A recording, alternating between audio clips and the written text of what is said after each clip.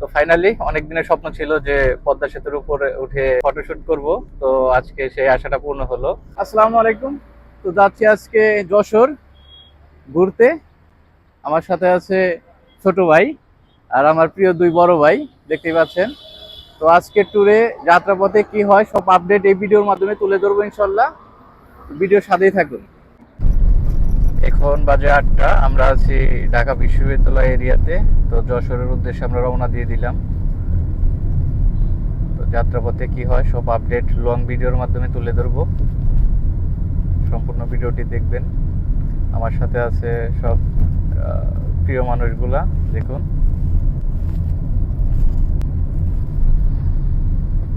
তো এখন আছি যাত্রাবাড়ির কাছে পোস্তগোলাতে। আমরা একটু তেল এবং গ্যাস নিব। আমার পিছনে দেখতে পাচ্ছেন কত সিরিয়াল গাড়ির, এবং আমিও সিরিয়ালে বসে আছি, দেখুন। আমরা তেলটা অনেক আগে নিয়ে রেখেছিলাম, এখন গ্যাস নিচ্ছি, দেখতেই পাচ্ছেন।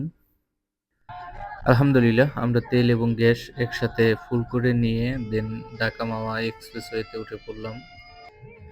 তো ফাইনালি আমরা টুকটুক করে আস্তে আস্তে পদ্মা সেতুর টোল প্লাজা এসে উপস্থিত হলাম। তো আমাদের প্রাইভেট কারের জন্য 750 টাকা টোল নেওয়া হয়েছে, এবং টোলটা আদায় করে আমরা উঠে পড়লাম পদ্মা সেতুর উপরে। আমরা অলরেডি পদ্মা সেতুর উপরে উঠে গেছি, দেখতেই পাচ্ছেন।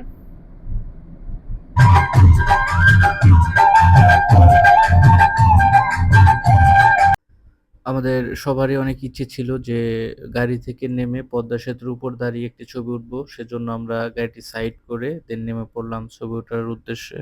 তো ফাইনালি এখন আছি পদ্মা সেতুর উপরে, দেখতেই পাচ্ছেন। অনেক দিনের স্বপ্ন ছিল পদ্মা সেতুতে নেমে একটু ভিডিও করব। তো দেখুন আমার সাথে এই যে ভাই ব্রাদার আছে, তারাও একটু ছবি নিচ্ছেন, দেখুন। তো ফাইনালি অনেক দিনের স্বপ্ন ছিল যে পদ্মা সেতুর উপরে উঠে ফটোশুট করব। তো আজকে সেই আশাটা পূর্ণ হলো। তো দেখুন আমার সাথে ভাই ব্রাদার আছেন। এখন যাচ্ছি পদ্মা সেতুর উপর দিয়ে কার ড্রাইভ করে।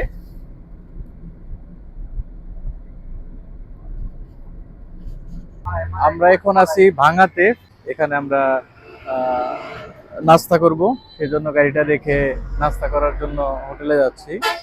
হোটেলে গিয়ে দেখতে পেলাম আসলে হোটেলের পরিবেশটা খুব একটা ভালো না, সেজন্য ভাই ডিসাইড করলো যে এখানে খাবো না, সামনে কোনো হোটেল পেলে সেখান থেকে খাবো। তো আমরা কিছু ফল কিনে দেন আবার চলতে শুরু করলাম।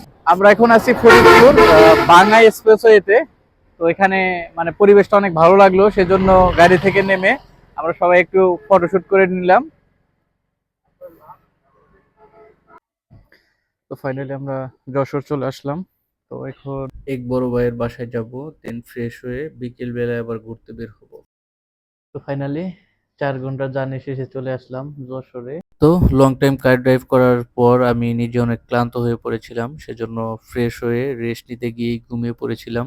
যশোরে আমরা কোথায় কোথায় ঘুরলাম, কি কি দেখলাম, নেক্সট একটি লং ভিডিওর মাধ্যমে তুলে ধরা হবে। সবাই ভালো থাকবেন। আসসালামু আলাইকুম।